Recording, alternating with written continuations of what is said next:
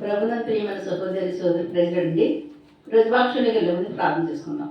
మోహనతుడ మహాగణ సరస్వతుడ నాదా పరిశుద్ధాత్ముడ ఆకాశాన్ని భూమిని సంస్థానం సర్వాన్ని సృష్టించిన సృష్టికర్త నీకే స్థితి నీకే ఘనత నీకే మహించలుస్తున్నాం తండ్రి. ఆకాశాన్ని శ్వాసను భూమిని పాతబెట్టడం ఆయన పాసను తండ్రి ప్రార్థిస్తున్నాం. దయగల తండ్రి దయచుకోబడుతుంది నీ కృపానికి అవతరస్తుందో ఇంతవరకు ప్రారంభంలో పాటల్లోని తండ్రి పరిశుద్ధాత్మ నడిపింపులో మీరు నడిపించిన విధానానికి స్థుతులు స్తోత్రాలు చెల్లించిన ఇప్పుడు ప్రభుని బిడ్డలని వాక్యం చెప్పించడం అపితరమైన పెదవులు అగ్ని చేత కాల్చి శరీరాన్ని మరుగుపరచు మానవ స్వరాన్ని మరుగుపరచు దైస్వరంతో మాట్లాడి దర్శించి నీ నామానికి మహిమను ఘనతను ప్రభావం తెచ్చుకోమని ఇస్తున్నాను తండ్రి.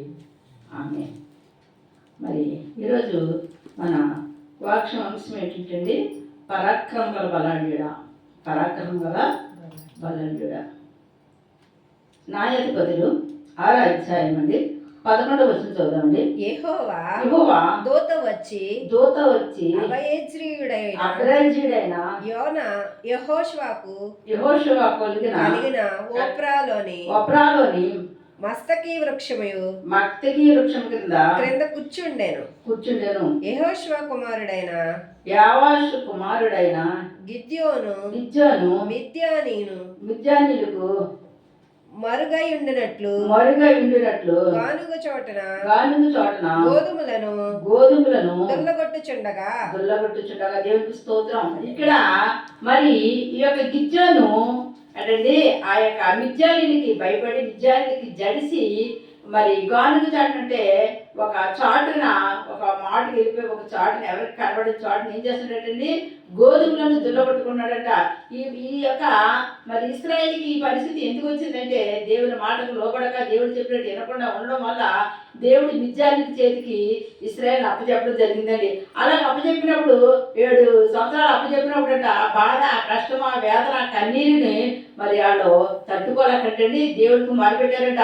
అప్పుడు మొరపెట్టినప్పుడు దేవుడు ఏం చెప్పాడంటే ఆయన వాళ్ళ మొర ఆలకించి వాళ్ళ ప్రార్థన ఆలకించి దేవుడు ఒక ప్రవర్తనతో చెప్పాడంట. ప్రవర్తన పంపి చెప్పాడంటే ఏం చెప్పాడంటే దేవుడు మళ్ళా మిమ్మల్ని కరుణిస్తాడు, మీ మధ్యకు ప్రవర్తనే పంపిస్తాడు, మీరేమి భయపడొద్దని చెప్పాడట. అటు రీతిగా అలాగుండా ఇక్కడ ఈ యొక్క మరి గిద్యోను ఈ గానుగ చాటున గోధుమలను దుల్లగొట్టుకొని చుట్టగా ఆయన దగ్గరికి కట్టండి ఒక దేవదూత వచ్చింది. ఏ దేవదూత వచ్చిందో చదువమ్మా 12వ వచనం. యెహోవా దూత అతనికి కనబడి పరాక్రమం గల బలాఢ్యుడా యెహోవా నీకు తోడై ఉన్నాడని అతనితో అనగా గిద్యోను చిత్తము నా ఏలిన వాడా యెహోవా మాకు తోడై ఉండిన ఎడల ఇదంతా మాకేల సంభవించును. యెహోవా ఐగుప్తులో నుండి మమ్మల్ని రప్పించినని చెప్పుచు మా పితరులు మాకు వివరించిన ఆయన అద్భుత కార్యములన్నీ ఏమాయను దేవుడికి స్తోత్రం. ఇక్కడ అడుగుతున్నాడంటే ఎప్పుడైతే ఈ దూత పరాక్రమ బలాఢ్యుడా ఎప్పుడైతే మరి ఈ గిద్యోని పిలవగా గిద్యోని అన్నాడు నేను పరాక్రమ బలాఢ్యుడైతే మరి నీవు మా మధ్య అద్భుత కార్యాలు ఆశ్చర్యకారం చేసామని చెప్పుకుంటే మరి మా పితరులు ఆయన ఐగుప్తులో ఉన్న ఇశ్రాయేలు అందరూ కూడా ఎన్ని అద్భుత కార్యాలు ఎన్ని ఆశ్చర్యకారం చేశారు మా పితరులు మాతో చెప్పారు కదా. ఆ అద్భుతాలు ఏవి ఆశ్చర్యకారులు ఏవి మేము ఉన్న పరిస్థితులు ఇప్పుడు ఏమి బాగాలేదు, మేము చాలా బాధపడుతున్నాము, మేము చాలా కష్టపడుతున్నాము, కనీసం తింటానికి ఆహారం కూడా లేకుండా మేము పండిస్తున్నాం కానీ పండించిన పంటనే శత్రువు వచ్చి తీసుకెళ్ళిపోతున్నాడు, మేము ఇంత అవస్థపడుతున్నాము. అందుచేతనే ఈ ఆహారం తినడం కోసం నేను గానుగ చాటును దాక్కొని ఈ యొక్క గోధుమలను దుల్లగొట్టుకుంటుండగా నువ్వు వచ్చి మరి పరాక్రమాలు బలాడడానికి నాతో మాట్లాడుతున్నావే, ఏవి మా అద్భుత కార్యాలు ఏవి చేసి దేవుడు చేసిన అద్భుత కార్యాలు ఏవి ఆశ్చర్యకారులు ఏవి అనేసటండి. తిరిగంట మరి గిద్యోను అంటే ఎవరు ప్రశ్నిస్తున్నారు చెప్పండి, యెహోవా దూత ప్రశ్నిస్తున్నాడటండి. చూసారా ఎంత ఇదో అంటే ఇక్కడ గిద్యోను ఎలా ఉన్నాడండి, పిరికివాడుగా లేడండి, బలాడుగా ఉన్నాడండి. దేనికైనా తెగించేస్తున్నాడు, ఏది జరిగినా ఏమైనా సరే మరి దేవుడే చేయాలి, మనుషుల వల్ల పై కాదు. మనుషులు ఎవరు కూడా ఏమి కూడా చేయలేరు. ఏది చేయాలన్నా ఏమి మరి నా జీవితంలో మా యొక్క బ్రతుకుల్లో ఇశ్రాయేలు ప్రజల మధ్య దేవుడు ఎన్ని అద్భుతకాలను చేశాడనేసి మా పితరులు మాతో చెప్పిన మాటలన్నీ మళ్ళీ మేము కళ్ళారు చూడాలి. అవన్నీ చూసి మేము కూడా ఆశీర్వాదాలే పొందుకోవాలనేసి పట్టుదల కలిగి నిరీక్షణ కలిగి ధైర్యం కలిగి ఉన్న ఈ బలాడితో దేవుని దూత మాట్లాడినప్పుడు అంటే వెంటనే తిరిగి సమాధానం చెప్పాడు. అప్పుడు చూడండి దూత ఏం చెప్తుందో మళ్ళీ అక్కడ కింద, యెహోవా యెహోవా మమ్మల్ని విడిచిపెట్టి మిద్యానీయుల చేతిలో నుండి మమ్మల్ని అప్పగించినని అతనితో చెప్పెను. అంతటా యెహోవా అతని తట్టు తిరిగి బలము తెచ్చుకొని వెళ్ళి మిద్యానీయుల చేతిలో నుండి ఇశ్రాయేలును రక్షింపుము, నిన్ను పంపిన వాడును నేనే అని చెప్పగా అంటున్నాడో, నువ్వేం భయపడకు, ఆ మిద్యానీయుల చేతిలోంచి నీ ప్రజలను ఇశ్రాయేలును రక్షించుకో, నేను నీకు తోడుగా ఉన్నాను, నేను నిన్ను పంపుతున్నాను, నీకు భయపడడం అవసరం ఏమీ లేదు, నువ్వు వెళ్ళి నీ ప్రజలను రక్షించుకో, నువ్వు వెళ్ళి ఇశ్రాయేలును రక్షించుకో, నీ ప్రజలను రక్షించుకోవాలని అంటండి. ఈ దూత అంటే ఎవరితో చెప్తుందంటే గిద్యోనుతో చెప్తుందంట. మరి ఇలా గిద్యోనుతో ఈ దూత చెప్పినప్పుడు గిద్యోను ఏమన్నాడో చూడండి. అంతటా అతడు చిత్తము నా ఏలినవాడా దేని సహాయం చేత నేను ఇశ్రాయేలును రక్షింపగలను, నా కుటుంబము మనిషే గోత్రములో ఎన్నిక లేనిదే, నా పితరుల కుటుంబంలో నేను కనిష్ఠుడనై ఉన్నానని ఆయనతో చెప్పెను. అందుకు యెహోవా ఆయననేమి నేను నీకు తోడైందును గనుక ఒకే మనిషిని హతము చేసినట్లు మిద్యానీయులను నీవు హతము చేయదవని సెలవిచ్చెను. ఇక్కడ అంటున్నాడు, అయ్యో నన్ను ఎలమంటున్నావు, మరి మా గోత్రం చూస్తే చిన్న గోత్రము, మా కుటుంబం చూస్తే చిన్న కుటుంబము, నేను చూస్తే కనిష్ఠుడిని, చాలా చిన్నవాడిని, మరి ఏంటి మా పరిస్థితి ఇలా ఉంది, ఇలాంటప్పుడు నేను ఏం చేయగలను, నేనేమి చేయలేను అనేసి అంటే చెప్తున్నాడు. ఏమి దాచుకుంటలేదంటండి, నేను గొప్పవాడిని అంటలేదంట, నువ్వు గొప్పవాడు, నువ్వు బలాడువు, నువ్వు ఏదైనా చేయగలవు అనేసి దూత చెప్పినప్పుడు కూడా అక్కడంటే తగ్గింపు స్వభావంతో తగ్గించుకున్నాడంట. ప్రతి మాటకు తగ్గించుకొని ప్రతి మాటకి సమాధానం చెప్తున్నాడంట. మేము ఎన్నిక లేని వాడు, మాకు ఏమీ లేదు, మేము చాలా చిన్న కుటుంబము, మేము చాలా ఇదిగో మేము ఉంటున్నాము, మేమేమి చేయగలము, ఎలా రక్షించగలము అనేసి అంటండి ఈ యొక్క దూతతో అంటండి ఈ గిద్యోనట మాట్లాడుతున్నాడంట. ఎట్టి పరిస్థితుల్లో పిలిపివాడగా లేదు, ఎలా ఉన్నట్టు చెప్పండి, బలాడిగా ఉన్నాడు, ధైర్యంగా ఉన్నాడు.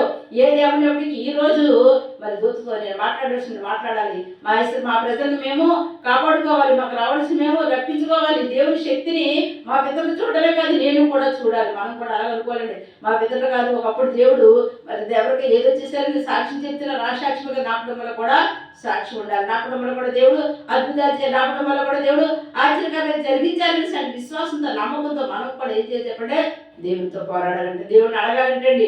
అడుగుడు మీకు ఇవ్వడం చెప్పిన యేసయ్య సమస్తానికి అనుగ్రహించాలని సిద్ధంగా ఉన్నాడు కనుక మనం ఏం చేయాలి చెప్పండి, అడగాలంటే. అడగకుండా ఏమి కూడా తెలియదు కదా. ఇక్కడ గిద్యోను అదే మాదిరిగా ఈ యొక్క దూతనటండి అడుగుతున్నాడట. చదవమ్మా. అందుకతడు నా ఎడల నీ కటాక్షము కలిగిన ఎడల నాతో మాట్లాడుచున్న వాడవు నీవే అని నేను తెలుసుకున్నట్లు ఒక సూచన కనపరచుము. నేను ఒక సూచన అంటున్నాడు. నిజంగా నువ్వు దేవుడు, నువ్వు నాతో మాట్లాడుతున్నావు అని నేను తెలుసుకోవాలంటే నాకు ఒక సూచన కావాలి. ఏం కావాలంటే ఒక సూచన అంటే నేను కళ్ళారా చూస్తుండగా నీ మహిమ నేను చూడాలి, నా కళ్ళారా నీ మహిమ నేను చూడాలంటే నీకు నేను ఒక మరి ఏదోటి నువ్వు నాకు చేయాలంటే నేను తెచ్చి దాన్ని నువ్వు అంగీకరించాలని చెప్పటండి. మరి ఆ గిద్యోను అక్కడ ఏం చేస్తున్నారో చూడండి, చదవమ్మా. నేను నీ వద్దకు వచ్చి నా అర్పణమును బయటికి తెచ్చి నీ సన్నిధిని దానిని పెట్టి వరకు ఇక్కడ నుండి ఎక్కడికి వెళ్ళకమని వేడుకొనగా అయినా నీవు తిరిగి వచ్చి వరకు నేను ఉండేదని చెప్తున్నాడు. అలాగైతే నీకు ఆసక్తి ఉంది కదా, నువ్వు మరి దేవుడికి పెట్టాలనుకున్నావు కనుక, దేవుడికి ఇవ్వాలనుకున్నావు కనుక, దేవుడు ఒక సూచనకి నువ్వు చూడాలనుకుంటున్నావు కనుక నువ్వు ఖచ్చితంగా చూస్తాను. నేను ఎక్కడికి తిరిగి వాడుగా పాల్గొని నేను ఇక్కడే ఉంటాను, నేను ఇక్కడుండే మరి ఆ విషయాన్ని నేను చూస్తాను అనేసి అంటండి. ఇక్కడ ఉండి నీకు ఒక సూచనకి జరిగిస్తాను అనేసి అంటండి ఆ దూత చెప్పిందంట. అప్పుడంట ఈ గిద్యోను బయటకు వెళ్ళిపోయి ఏం చేశాడో చూడండి ఇక్కడ 19వ వచనం. అప్పుడు గిద్యోను లోపలికి పోయి ఒక మేక పిల్లను తూముడి పిండితో ఉండితో పొంగని భక్ష్యములను బంగారు భక్షములను సిద్ధపరిచి సిద్ధపరిచి ఆ మాంసమును ఆ మాంసమును గంపలో ఉంచి గంపలో ఉంచి అది వండిన నీళ్లను ఆయన వండిన నీళ్లను కుండలో పోసి ఆయన కొరకు ఆ మస్తకి వృక్షం క్రిందికి ఆ రత్తికి వృక్షం కిందకి దాన్ని తీసుకుని వచ్చి దగ్గరగా ఉంచగా దేవుని దూత ఆ మాంసమును పొంగని భక్ష్యములను పట్టుకొని రాతి మీద పెట్టి నీళ్లు పోయమని అతనితో చెప్పాను. ఇక్కడ ఏం చెప్పిందంటే మరి నువ్వు తెచ్చిన అన్ని కూడా మరి ఆ రాతి మీద పెట్టి అవి ఏం చేస్తారు, దాని మీద ఏం పోయమని నీళ్లు పోసేమన్నమాట. అంటే అదంతా శుభ్రంగా తడిపేమన్నమాట. అది తెచ్చిన మాంసం, అది తెచ్చిన పొంగన రొట్టెలు అవన్నీ కూడా శుభ్రంగా తడిసిపోయేలా చేయమన్నట్టండి. అటుగా ఆ రాతి మీద పెట్టి అన్ని తడిసిపోయేలా చేసాడంటే చేసిన తర్వాత అక్కడ దేవుని శక్తిని ఎలా కనబరుస్తున్నాడో చూద్దామంటే అక్కడ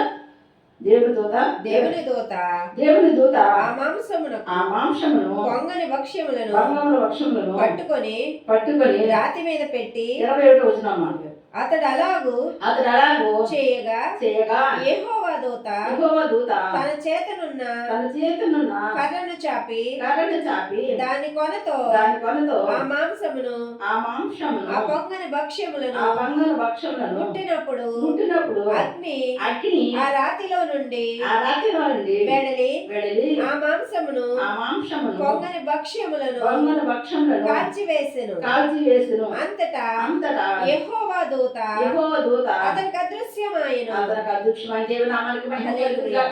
ఎప్పుడైతే ఈ యొక్క మరి కర్రతో ఆ రాత్రి ముట్టుగానే ఏమైపోయిందంటే అక్కడ అగ్ని వచ్చిందంటే దేవుని అగ్ని ఎప్పుడైతే వచ్చి అక్కడ ఉన్న వాటిని అన్నింటినీ కాల్చి వేసిందో అప్పుడు అంటండి వెంటనే ఆ దూత ఏమైపోయిందంటే అదృశ్యం అయిపోయిందండి.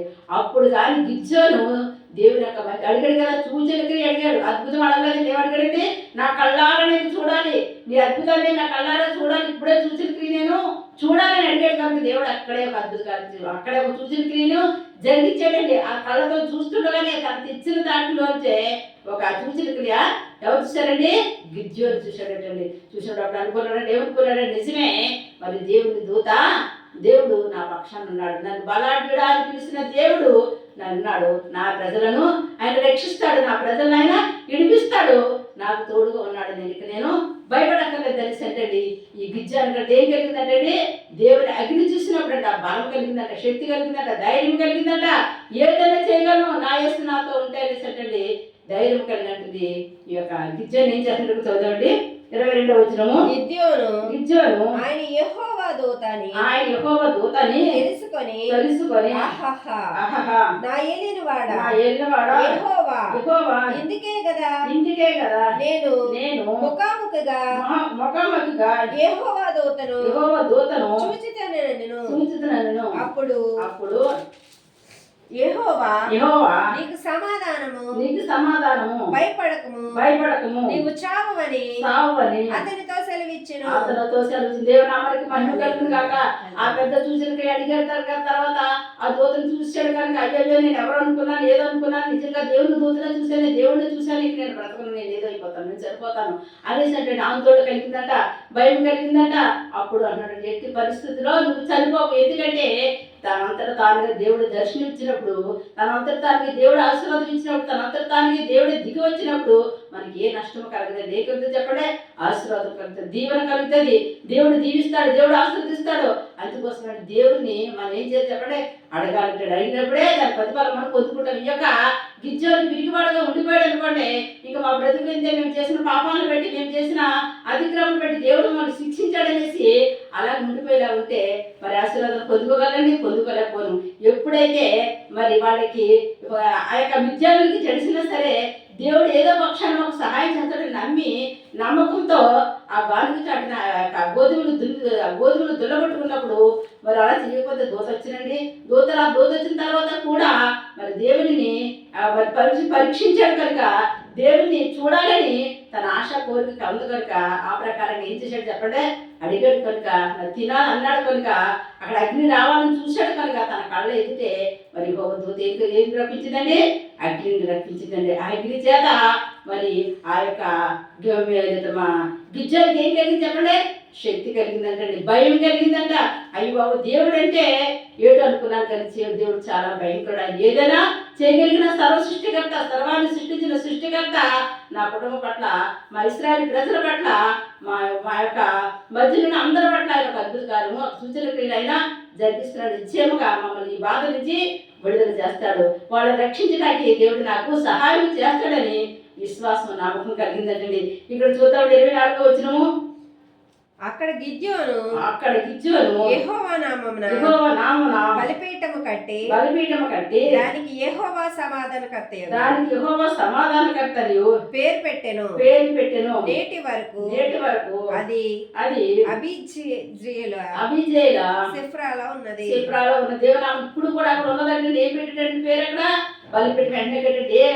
ఏ చోటైతే తను ఒక అర్పణ అర్పించాడో అక్కడ ఏ చోటైతే అగ్ని వచ్చిందో అదే చోట బలిపీఠం కట్టి ప్రార్థించాడట. బలిపీఠం కట్టాడట. కట్టి అన్నాడంట మోకరేళ్ళు ఏం చేశాడు చెప్పండి, అంతవరకు ఇశ్రాయేలుకి ఏం లేదు చెప్పండి, సమాధానం లేదు. ఒక రోజు 2 రోజులు కాదు, 7 సంవత్సరాలు శాంతి సమాధానం లేకుండా విద్యార్థుల చేతిలో నలిగిపోతుంది. ఇశ్రాయేలుకి దేవుడు ఇచ్చాడు చెప్పండి, విడుదల ఇచ్చాడు. దేవునామానికి మహిమ కలుగుగాక. అలాగే నీ కుటుంబంలో కూడా మరి సమస్యల చేత, కష్టాల చేత, బాధల చేత నలిగిపోతున్నామేమో, ఎవరికి చెప్పుకొని సమస్యల చేత మరి కుమిలిపోతున్నామేమో, బాధతో కురిగిపోతున్నామేమో, వ్యాధి చేత కురిగిపోతున్నామేమో, చెప్పుకొని సమస్యల చేత మరి నీవు రోజు రోజుకి నీ ఎముకలు క్షీణించిపోతున్నాయేమో. ఎట్టి బస్సులు భయపడక్కర్లేదు. కానీ ఏం చేయాలి చెప్పండి, ధైర్యం కలిగి ఎవరో ఏదనుకుంటారని కాదు, కానీ ఎవరు ఏమనుకుంటారు నాకు అనవసరం, నేను ఏసఐ దగ్గరికి వెళ్తే ఏసఐ నా కుటుంబాన్ని రక్షించాడు, నా కుటుంబంలో శాంతి సమాధానం కలుగుతుంది. సమాధానం లేక శాంతి లేక ఎన్నాళ్ళు మేము విధిగా ఉంటామని విశ్వాసం కలిగి దేవుడి దగ్గరికి వచ్చినప్పుడండి ఆ ఇశ్రాయేలుకి ఎలాగైతే గిద్యోనికి ఎలాగైతే దర్శనమిచ్చిన దేవుడు నీకు కూడా దర్శనమిస్తాడు, నీ కుటుంబాన్ని కూడా దర్శిస్తాడు, నీ కుటుంబంలో ఉన్న సమస్యలు తీరుస్తాడు, నీ కుటుంబంలో ఉన్న మరి ఒక శోధకుడు ఏం చేద్దామంటే తప్పిస్తాడు, నీకు విజయాన్ని ఇస్తాడు, సమాధానం ఇస్తాడు. శాంతి లేక సమాధానం లేక కొట్టుకుని ఆడుతున్న నా జనులారా నా ఎద్దకే రమ్మని దేవుడు పిలుస్తున్నాడు కనుక మరి ఆయన దగ్గరికి వచ్చినప్పుడు ఆయనకు శాంతి సమాధానం నీకు కుటుంబానికి కలుగుతుంది. కనుక గిజ్జోని ఎలాగైతే తెలుసుకున్నాడో అలాగే నువ్వే తెలుసుకున్నప్పుడు ఆ కృప ఆశీర్వాదం కూడా నీకు కూడా కలుగుతుంది. ప్రార్థన చేసుకుందాం. మోహనుతురా మహాగండ సరస్వతిరా నాదా పరిశుద్ధాత్ముడా అద్భుతకుడా ఆశ్చర్యకుడా మా కోసం మా పాపల కోసము అకలవరికి మారిపోయిన రక్తాలు ఖర్చు సేవలు త్యాగాన్ని మా కోసం చేసిన త్యాగమూర్తని సూర్యుకి స్తోత్రాలు తండ్రి. రాజా రక్షక నాదా అద్భుతకుడా ఆశ్చర్య అవును తండ్రి. నాయన నీ యొక్క దర్శనాన్ని చూశాడు ప్రభు, నీ అగ్ని తండ్రి కళ్ళారా చూశాడు ప్రభు తండ్రి. అవును ప్రభు, ఎవరైతే ప్రభు నీ అగ్ని చూస్తారో ప్రభు తండ్రి వారి కుటుంబంలో శాంతి సమాధానం ఉంటుంది ప్రభు. ఎటువంటి రోగమైన, ఎటువంటి బాధ అయినా, ఎటువంటి వేదనైనా, ఎటువంటి కన్నీరైనా వేస్తున్నామన్నది పారిపోద్దు ప్రభు. ఎందుకంటే ప్రభు తండ్రి దేవుని శక్తి ముందు, దేవుని అగ్ని ముందు సైతాన్ అగ్నికి ఎంత మాత్రం అధికారం లేదు ప్రభు తండ్రి. రక్షక నాదా పరిశుద్ధాత్మ శాంతి లేక సమాధానం లేక కొట్టుకుంటాడుతున్న బిడ్డ పట్ల కృప చూపించు, కరుణ చూపించు తండ్రి. బిడ్డకి వివాహాలు జరిగించే, ఉద్యోగాలు బిడ్డకి ఉద్యోగాలు జరిపించినప్పుడు గర్భఫలం లేకుండా పూర్వపోతున్న బిడ్డకి గర్భఫలం అనుగ్రహించి వచ్చినాడు. గర్భఫలం ఇచ్చిన బిడ్డకి తగిన సమయంలో ఆరోగ్యం పెట్టుకుంటే కృపను అనుగ్రహించి ఈరోజు డెలివరీ బిడ్డకి సులువ డెలివరీ కృపను ఇచ్చాడు. ఈ రోజు ఎవరైతే ఆపరేషన్ చేయించుకున్నారో మరి మంచిగా ఆపరేషన్ జరిగే కృపను అనుగ్రహించిన ప్రభు నాయన. రక్షక నాద పరిశుద్ధాత్మ కృపగల తండ్రి నాయన. యజ్ఞం రాస్తున్న బిడ్డలు ఉన్నారు తండ్రి, వాళ్ళు రాస్తున్న యజ్ఞంలో మీరు తోడుగుండి చేపెట్టి పరీక్ష రాయించి ప్రభావ తండ్రి నాయన మంచిగా పాసే కృపను దయచేటటువంటి అడ్డు ఆటంకాలు లేకుండా ప్రభావ తన పరీక్షలని సక్రమంగా రాసే కృప దయచేయమని అడుగుతున్నాడు తండ్రి నాయన. జ్ఞానాత్మకం జ్ఞాపశక్తిని బిడ్డలకి కలగజేయమని అడుగుతున్నాడు తండ్రి. కృప చూపించండి, కరుణ చూపించండి ప్రభా. ఈ దేశాలు వెళ్ళాలనుకునే బిడ్డలు ఉన్నారు తండ్రి, సక్రమంగా మంచిగా ఈ దేశాలు అంటే దేశాలు వచ్చిన కృప దయచేయండి. విదేశాలు చదువుకునే బిడ్డలు ఉన్నారు తండ్రి, వాళ్ళు జ్ఞానం ఇచ్చి తెలివించిన ఆయన వాళ్ళకి ఉద్యోగాలు చెప్పుకుని అనుగ్రహించమని అడుగుతున్నాడు తండ్రి. రాజా రక్షక నాద పరిశుద్ధాత్మ కృపల తండ్రి నీ కృపను కురించి నువ్వు కనికరించు, నువ్వు కటాక్షించు, నువ్వు జాలి చూపించు, నువ్వు దయ చూపించు. ఆశ్చర్యకార్యం చేసే దేవుడు, అద్భుతకార్యం చేసే దేవుడు, చూసే దేవుడు, చూసిన దేవుడు, మాట్లాడే దేవుడు తండ్రి నాయన. మాట్లాడి తండ్రి నిబుడతను మాట్లాడి ప్రభావ నిబుడలను దర్శించిన ప్రభావ విద్యను దర్శించిన దేవుడు నాయన. నిబుడలను దర్శించి తండ్రి వాళ్ళ కష్టాన్ని తీసివేసిన ఆయన సమాధానం కలుగజేయమని అడుగుతున్నాను తండ్రి. యేసయ్య రక్షక నాథ పరిశుద్ధ రక్షణ బిడ్డకి రక్షణ మారు మనసు బిడ్డకి మారు మనసు దయచి పరిశుద్ధాత్మ బిడ్డకి పరిశుద్ధాత్మ దయచేయమని నడుచున్నాను తండ్రి యేసయ్య. కృపల దేవుడు కృప చూపించారు కృప చేతన రక్షణ నాయన తండ్రి కృప చేత ప్రతి బిడ్డకి రక్షణ భాగ్యం అనుగ్రహించమని నడుచున్నాను తండ్రి. రక్షక రిక్షా డ్రైవర్ వాహన డ్రైవర్ నీ కృప నీ కాపుదలు ఉంచిన ఆయన ప్రతి బండి ముందు మీరు క్షేమంగా సురస్థితం గృహాలకు వచ్చే కృప దయచి యూట్యూబ్ ద్వారా ఎంతమంది వాక్యం వింటున్నారో వాళ్ళ కుటుంబాలు శాంతి సమాధానం తెచ్చి ఎవరైతే మంచాల మీద పడి ప్రభా లేవలేని స్థితిలో కుమిలిపోతున్నారో అటువంటి వారిని ముట్టి స్వస్థపరిచి వాళ్ళ లేవనెత్తి నీ నామానికి మహిమ తెచ్చుకోమని అడుగుతున్నాడు తండ్రి. వాళ్ళకి నీ శాంతి నీ సమాధానాన్ని అనుగ్రహించమని అడుగుతున్నాడు తండ్రి. ఈ రోజు వివాహం చేసుకున్న బిడ్డలకి మంచి వివాహాలు జరిగే కృప దయచేయండి తండ్రి. ఈ రోజు ఎవరైతే గృహ ప్రవేశం చేసుకున్నారో వాళ్ళు మంచిగా తండ్రి నాయన గృహాలకు వెళ్ళడం కృప అనుగ్రహించమని అడుగుతున్నాను తండ్రి. రాజా తండ్రి రక్షక అన్ని విషయాలు మేలు చేయండి దీవించండి ఆస్వాదించండి. ఎవరైతే ప్రభు రక్షక నాదా పరిశుద్ధాత్మ తండ్రి పొలాలు స్థలాలు అమ్మాలని ఉన్నారు తండ్రి త్వరగా అమ్మే కృప దయచండి. ఎవరైతే ప్రభు తండ్రి పొలాలు స్థలాలు రిజిస్ట్రేషన్ అవ్వాలన్నా ఆశపడుతున్న త్వరగా అయిపోయే కృప చేస్తూ నామలో కలుగును కాక సహాయం చేయండి దీవించండి ఆస్వాదించండి. అన్ని విషయాలు మేలు చేయండి కృప చూపించండి కళ్ళు చూపించండి తండ్రి చేతికి వచ్చిన బిడ్డలందరూ కూడా దీవించి ఆస్వాదించి నీ నామానికి నువ్వే మహిమను ఘనతను ప్రభావాలు పొందుకోమని యేసు శక్తివంతమైన నామమున ఈ ప్రార్థన అంతటా నీకు సమర్పణ చేసుకుని పొందుకున్నాను నామ పరమ తండ్రి ఆమేన్.